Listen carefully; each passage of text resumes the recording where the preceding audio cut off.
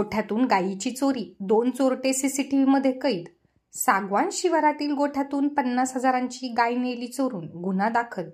बुलढाणा शहराला लागून असलेल्या सागवन परिसरातील एका गोठ्यातून गायीची चोरी झाल्याची घटना उघडकीस आली असून 2 अज्ञात गाय चोरून नेताना सीसीटीव्हीमध्ये कैद झाले आहेत. तक्रारीनंतर बुलढाणा शहर पोलिसांनी अज्ञात चोरट्याविरुद्ध गुन्हा दाखल केला आहे. बुलढाणा शहराला लागून असलेल्या 10 रोडवरील सागवन शिवारात कैलास गोवर्धन दास भडेश यांची शेती व जिनिंग फॅक्टरी आहे. तेथे कामगारांसाठी खोल्या असून तेथे 10 मजूरही राहतात. तसेच येथे जनावरांसाठी टीन शेडचा उघडा गोठा आहे.